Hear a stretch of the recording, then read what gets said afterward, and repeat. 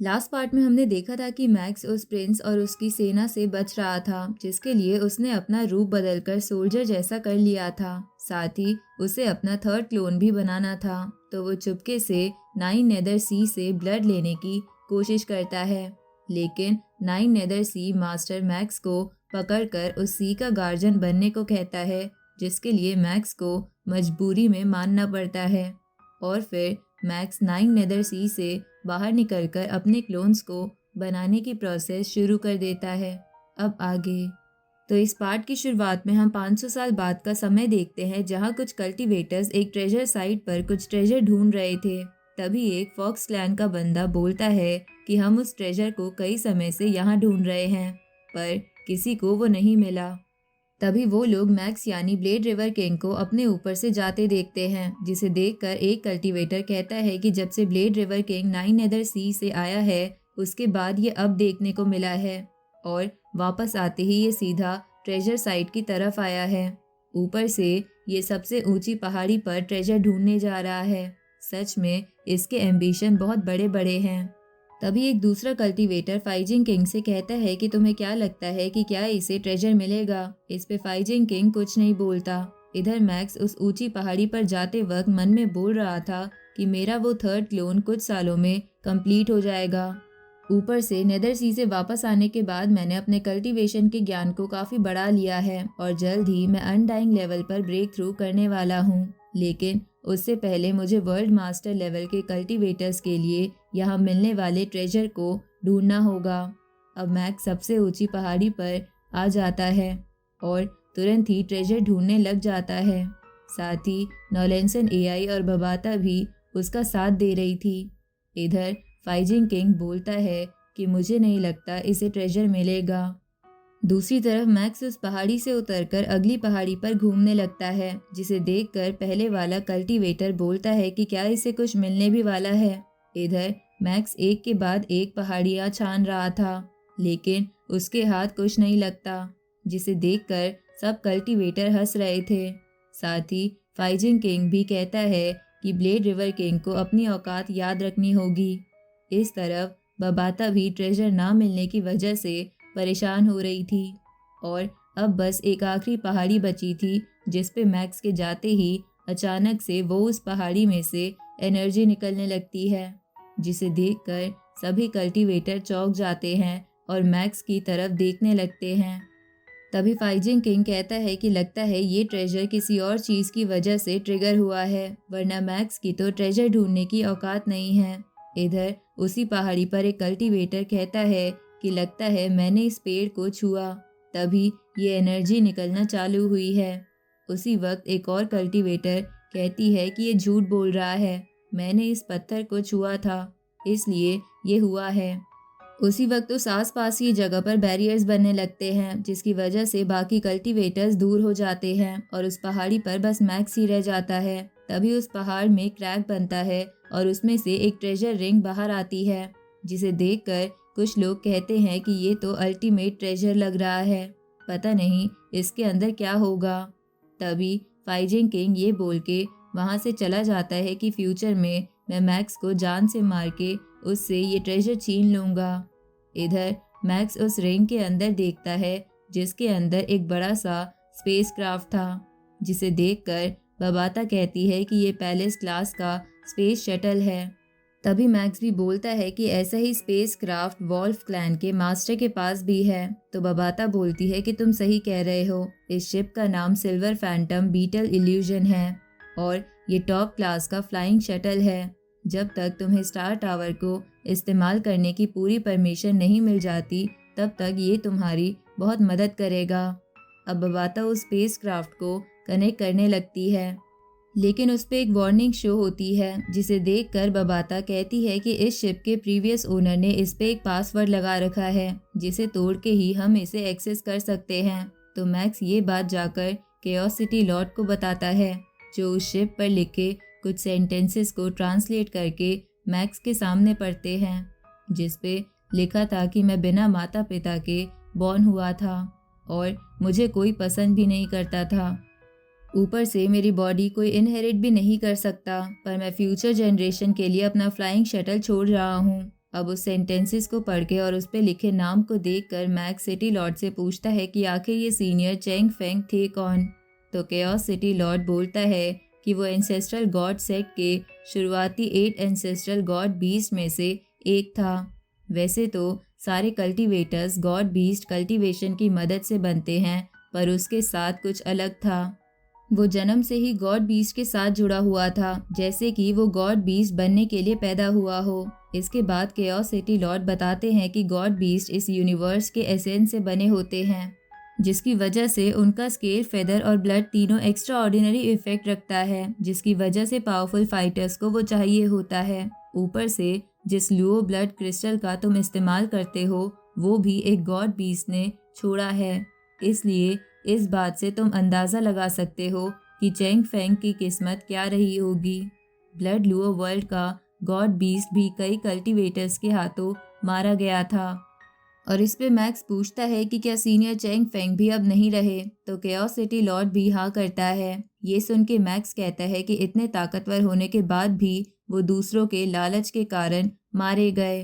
तभी chaos city Lord कहता है कि जैसे कि एक ब्लड बीस्ट का फेदर और ब्लड कीमती होता है, वैसे ही तुम हमारे लिए बहुत कीमती हो, क्योंकि तुम्हारे ऊपर ह्यूमंस का फ्यूचर डिपेंड है।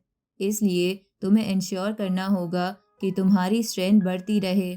ऊपर से तुम अनडाइंग लेवल पर ब्रेक थ्रू करने वाले हो, पर तुम्हें उससे पहले अपने लाइफ जीन्स बढ़ाने होंगे। अब सिटी लॉर्ड उसे बीस्ट गॉड ब्लड देता है, जिसे देखकर वो बोलता है कि इस ब्लड की हर बूंद 100 ब्लड लुओ क्रिस्टल से बनी है, इसलिए ब्लड लुओ क्रिस्टल तुम्हें काफ़ी ज़्यादा इफ़ेक्ट करेगा। साथ ही एक नॉर्मल ह्यूमन फाइटर का लाइफ जीन इससे 100 गुना ही ज़्यादा हुआ है। लेकिन मैं होप करूँगा कि तुम इस लिमिट को तोड़ के आगे बढ़ जाओगे। ये सुन के मैक्स हाँ करता है और इसके लिए सिटी लॉर्ड को थैंक यू बोलता है। तभी उसका थर्ड क्लोन वाला एग टूटने लगता है, तो वो अपने इनर वर्ल्ड में आ जाता है और बोलता है कि इस एग की हलचल से ही मैं समझ पा रहा हूँ कि वो क्लोन बहुत ताकतवर होने वाला है। तभी उस एग के टूटने के बाद उसमें से ब्लड निकलता है और वो एक क्लोन में बदल जाता है, जिसे देखकर मैक्स कहता है कि मेरा ये क्लोन ब्लड से बना है।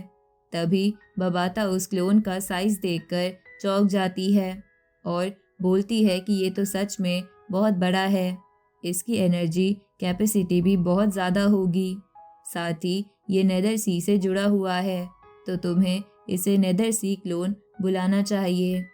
अब मैक्स कहता है कि अब मेरे पास एक ओरिजिनल बॉडी और 3 क्लोन हैं और मैं अब यूनिवर्स के टॉप पावरफुल कल्टीवेटर्स में आऊँगा या नहीं, ये मेरे कुछ एफर्ट्स पर डिपेंड करता है। तभी मैक्स उस क्लोन को टच करता है और उसे पता चलता है कि उसके अंदर पहले से ही कुछ मेमोरीज है। अब मैक्स उन मेमोरीज को देखता है और उसे उनमें नेदर सी क्लोन की 2 सीक्रेट टेक्निक्स दिखती है, जिसमें पहली सी ट्रांसफॉर्मेशन की टेक्निक थी और दूसरी क्रिएशन की। अब मैक्स पहली टेक्निक को इस्तेमाल करता है, जिससे वो क्लोन एक विशाल समुंदर में बदल जाता है, जिसे देखकर मैक्स कहता है कि इस फॉर्म में ये ज़्यादा एनर्जी कलेक्ट करता है, इसलिए इस समुंदर का साइज भी बढ़ता रहता है। तभी बबाता कहती है कि ये सी 1,00,000 किलोमीटर जितना है, पर इसमें कुछ कमियां हैं कि ये खुद चल नहीं सकता, ऊपर से इसमें कोई लड़ने की एबिलिटी नहीं है। तभी मैक्स कहता है कि इस फॉर्म में कन्वर्ट होने के बाद ये आसपास के एनवायरनमेंट को कंट्रोल कर सकता है, जो इसकी क्रिएशन की पावर है, जो शायद कॉम्बैट के लिए इस्तेमाल की जा सकती है। पर मुझे इस समुंदर का साइज़ कम लग रहा है, पर मैक्स इस बात पर ध्यान नहीं देता और क्रिएशन की ताकत इस्तेमाल करता है, जिससे एक पहाड़ पर कुछ मॉन्स्टर्स बन जाते हैं और कुछ पौधे खिल जाते हैं, जिसे देखकर मैक्स कहता है कि तो ये पावर इस्तेमाल करने पर नेदर सी क्लोन की एनर्जी दूसरी लाइफ फॉर्म में चली जाती है, तो क्यों ना मैं इस नेदर सी क्लोन में कई सारे सब क्लोन बना लूं और इन सब क्लोन्स के कारण अगर एक क्लोन को कुछ हो भी गया तो उसे रीअसेंबल कर सकते हैं, और शायद इसी की वजह से 9 नेदर सी मास्टर अभी भी जिंदा है, क्योंकि उसका बस हमेशा क्लोन मरता होगा, पर सब क्लोन बनाने से इसकी लड़ने की ताकत थोड़ी कम हो जाएगी। पर मुझे अभी इस बात पर फोकस ना करके अपने लाइफ जीन बढ़ाने में ध्यान देना चाहिए, क्योंकि मेरी मौसा क्लैन की बॉडी को छोड़ के मेरी सभी बॉडी के जीन लेवल बढ़ सकते हैं। इसलिए मुझे अनडाइंग लेवल पर पहुंचने से पहले ये सब करना चाहिए। अब मैक्स ब्लड लुओ क्रिस्टल और बीस्ट गॉड ब्लड निकालता है और बोलता है कि नेदर सी क्लोन भी ब्लड से बना है, इसलिए उसका भी जीन लेवल बढ़ सकता है। अब मैक्स ब्लड लुओ क्रिस्टल को एब्जॉर्ब करने लगता है, जहां कुछ समय बाद वो बोलता है कि अब तक गोल्डन हॉर्न बेहेमोथ बॉडी ने 300 क्रिस्टल एब्जॉर्ब करे हैं और मेरी ओरिजिनल बॉडी ने 82। पर अब लगता है कि आगे बढ़ने के लिए मुझे बीस्ट गॉड ब्लड का इस्तेमाल करना होगा। अब मैक्स बीस्ट गॉड ब्लड का इस्तेमाल करता है, जिससे उसे बहुत ज़्यादा पेन होता है। अब उस ब्लड की वजह से गोल्डन हॉर्न बेहेमोथ की बॉडी का जीन लेवल 6400 गुना बढ़ जाता है और ओरिजिनल बॉडी का 3000 गुना। तभी बबाता मैक्स से कहती है कि फाइजिंग किंग का लेवल भी बस 2000 गुना है, इसलिए अनडाइंग लेवल पर ब्रेक थ्रू करने के बाद वो तुम्हारा मुकाबला नहीं कर पाएगा। तभी मैक्स नेदर सी क्लोन को देखता है और बोलता है कि इसका जीन लेवल 3600 गुना बढ़ गया है। तभी वो 72 गुना हो जाता है, जिसे देखकर मैक्स कहता है कि ब्लड लुओ क्रिस्टल से नेदर सी बॉडी ने गोल्डन हॉर्न बेहेमोथ को भी सरपास कर दिया है। अब उस नेदर सी बॉडी का साइज बहुत ही ज़्यादा बढ़ रहा था, यहाँ तक कि गोल्डन हॉर्न बेहेमोथ की बॉडी भी उसके सामने चींटी लग रही थी। तभी बबाता कहती है कि तुम्हारा क्लोन 10,000 गुना बढ़ गया है, पर अभी तक वो मैक्सिमम लेवल पर नहीं पहुंचा है। उसी वक्त मैक्स को झटका लगता है और अचानक से सब रुक जाता है, जहां उसे अपना इनर कोर दिखता है, जिसमें वो एक इल्यूजन में फंस जाता है जहां बहुत सारी मेमोरीज थी, जिसकी वजह से उसे एकदम से झटका लगता है और वो होश में आ जाता है। और वो बोलता है कि नेदर सी क्लोन की वजह से मेरी खुद की कोर में कुछ इन्फॉर्मेशन आ रही है। इस पे बबाता पूछती है कि कैसी इन्फॉर्मेशन। इस पे मैक्स कहता है कि मुझे नहीं पता, पर ऐसा लग रहा था कि मैं यूनिवर्स बन गया और मेरी एक्सप्लोसिव पावर बहुत ज़्यादा थी और मेरी बॉडी का साइज़ काफ़ी ज़्यादा बड़ा था।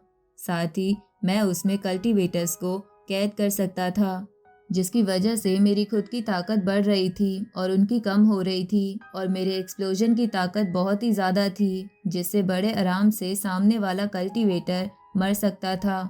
ये सुन के बबाता कहती है कि ये तो बहुत ही कमाल है, मैंने अपने मास्टर के साथ काफ़ी लंबा समय तय करा है, पर मुझे उनकी एक्सप्लोजन पावर नहीं पता। तभी मैक्स कहता है कि मुझे लगता है कि उस अटैक में बहुत ही एनर्जी इस्तेमाल होगी। मैं अपनी और ओरिजिनल बॉडी की सारी एनर्जी भी लगा दूँ तब भी वो अटैक इस्तेमाल नहीं हो पाएगा। साथ ही नेदर सी क्लोन की एनर्जी भी काफ़ी नहीं होगी, जबकि उसमें समुंदर जितनी एनर्जी है। तभी बबाता कहती है कि तुम चिंता मत करो, एक बार तुम अनडाइंग लेवल पर पहुंच जाओगे तो तुम्हारे कोर की एनर्जी कैपेसिटी भी बढ़ जाएगी, साथ ही तुम्हारी बॉडी की एनर्जी सप्लाई कैपेसिटी भी, पर शायद वो भी उस अटैक के लिए काफ़ी ना हो, इसलिए तुम्हें अनडाइंग लेवल से पहले ही एनर्जी स्टोरेज कैपेसिटी बढ़ानी होगी। तो मैक्स कहता है कि लगता है मुझे इसके लिए नेदर सी क्लोन की सी ट्रांसफॉर्मेशन टेक्निक से कई सारे सब क्लोन बनाने होंगे। अब मैक्स के ये बोलते ही ये पार्ट यहीं ख़त्म होता है।